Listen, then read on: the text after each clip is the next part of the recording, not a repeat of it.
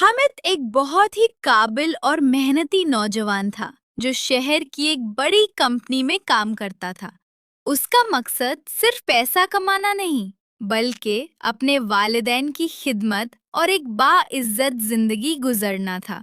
वो हमेशा अपने काम को अमानत समझता और नमाजों की पाबंदी पूरे खुशू खुजू से करता था। एक दिन कंपनी में एक बड़ा प्रोजेक्ट आया जिसमें गैर अखलाकी रिश्वतखोरी और झूठ का सहारा लेना जरूरी था।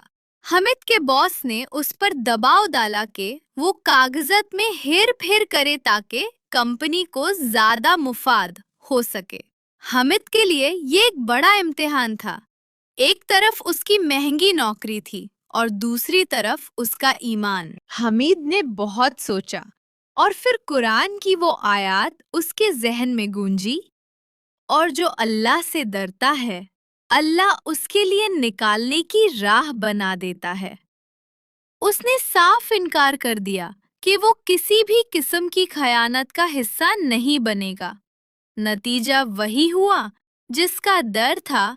उसे उसी वक्त नौकरी से निकाल दिया गया और पिछली तनख्वाह भी रोक ली गई। घर लौटते वक्त उसके दिल में थोड़ी परेशानी जरूरी थी, क्योंकि घर के इखराजत और बीमार माँ की दवाइयाँ उसकी जिम्मेदारी थी। मगर उसने रास्ते में मस्जिद रुककर 2 रकत सलातुल हजत पढ़ी और अपना मामला अल्लाह के सुपर्द कर दिया। उसने महसूस किया कि एक अजीब सा सुकून उसके दिल में उतर रहा है। अगली कुछ दिन हमीद के लिए बहुत सख्त थे।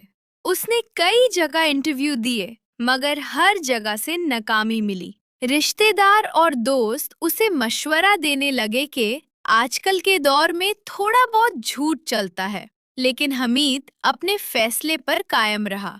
उसका यकीन था कि रिस्क का वादा अल्लाह ने किया है, इंसान ने नहीं। एक शाम जब वो थका हारा घर लौटा तो उसे एक पुराने दोस्त की कॉल आई जो बाहरे मुल्क एक बड़ी फर्म चला रहा था।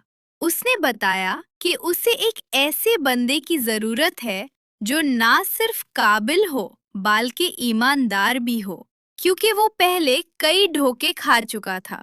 उसने हामिद को एक नए प्रोजेक्ट का हेड बनाने की पेशकश की। हामिद की हैरत की इंतहा न रही जब उसे मालूम हुआ कि इस नई नौकरी की तनख्वाह उसकी पुरानी नौकरी से 3 गुना ज्यादा थी और काम का माहौल भी बिल्कुल इस्लामी उसूलों के मुताबिक था।